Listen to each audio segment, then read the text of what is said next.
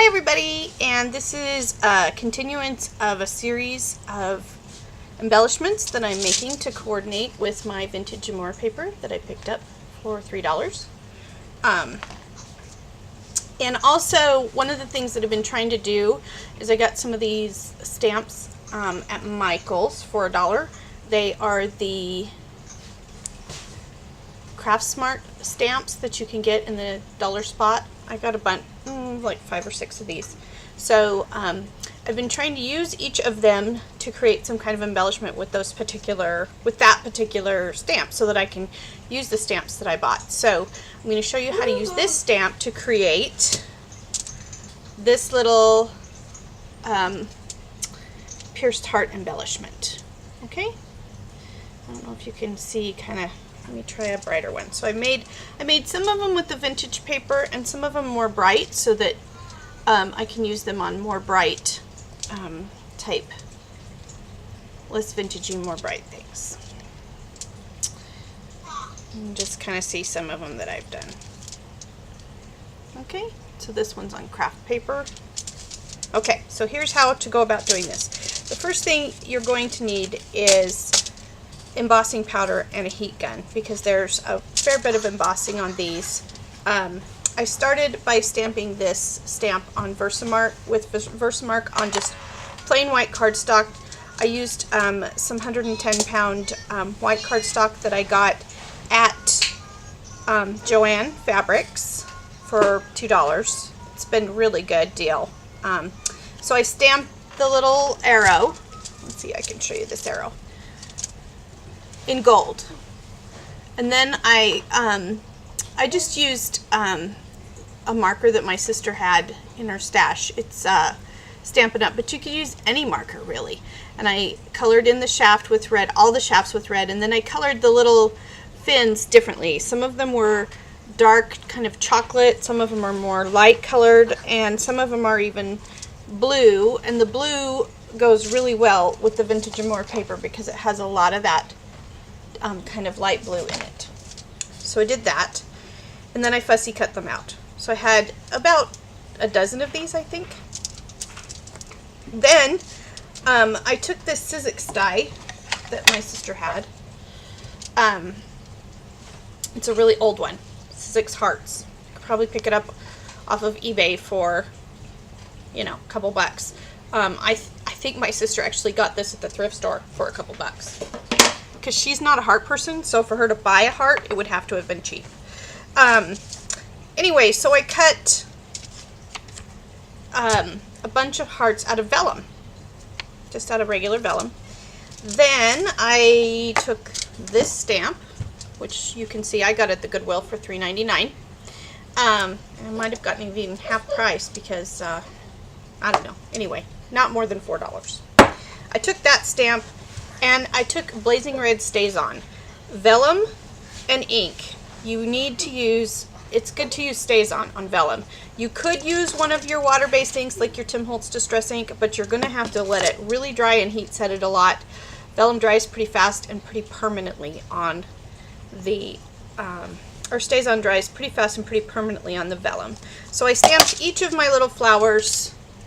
I literally laid this down, and I inked it up, and then I just laid it down and pressed with my fingers, and that's all I did.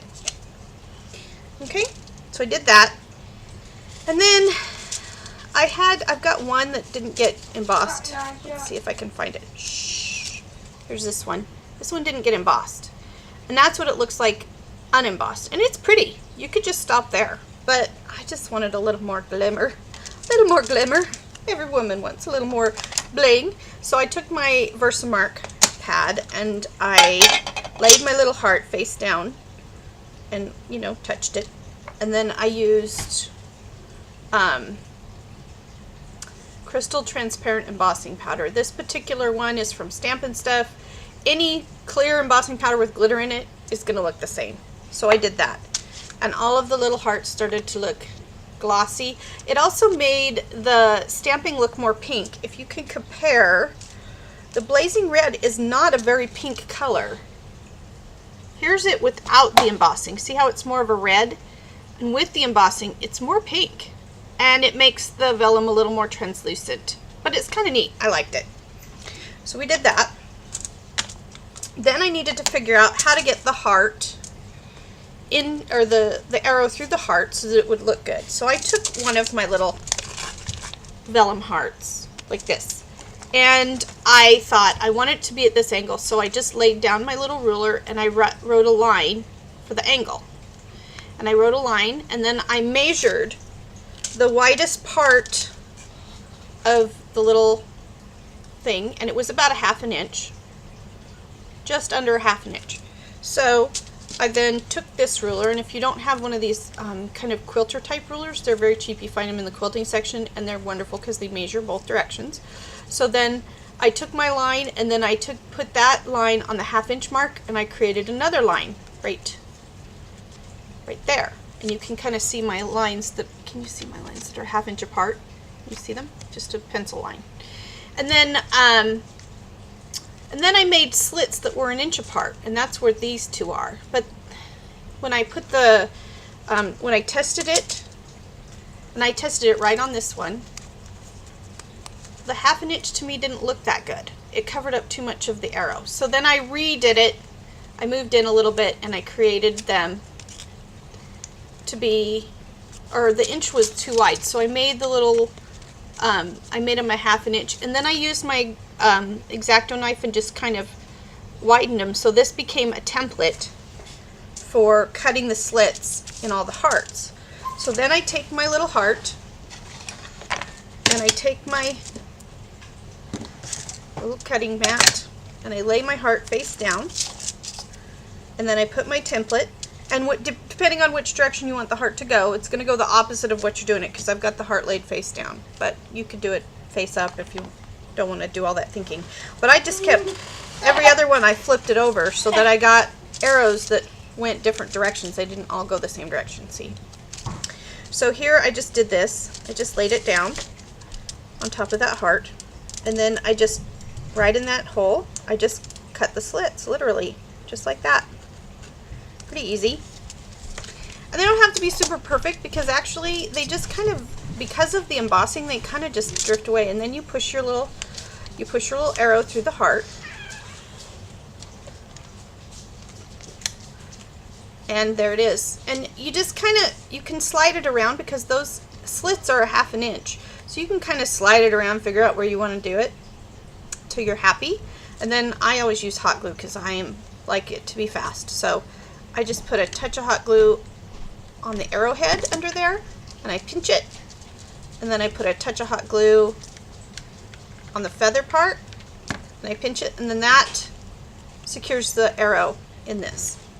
So then I wanted, one of the things about this vellum is it sort of loses its fabulousness if it's not highlighted. Like if you just put it on any paper, it's not going to be as visible. So I wanted you to be really able to see the embossing and things. So I wanted to put another layer heart behind it, but I didn't have a sizzix die for a bigger heart. So so I just took some of that 110-pound cardstock, and I laid one of those sizzix hearts down, and I traced it, and then I just free-handed 1/8 of an inch around the outside of that tracing, just sort of free-handed, 1/8 of an inch. And if you had like spellbinders or something, you could totally use that. You don't have to use this heart. Or if you don't have any die cutter machine, you could get a heart off the internet and just do it. You know, that's the great thing about shapes like that. They're readily available anywhere, and you don't have to be rich to make something like this. So I did that, and then I cut it out, and then I just obviously traced it. In this case, I took a little piece of the Vintage and More paper. I've decided to do that one because some of these hearts that I've made, I've put them on the Vintage and More paper, like this. Some of them I put on white, and when I did that, I used picked raspberry to ink the outside on the Vintage and More paper. And on these are on craft paper that I got from Michael's.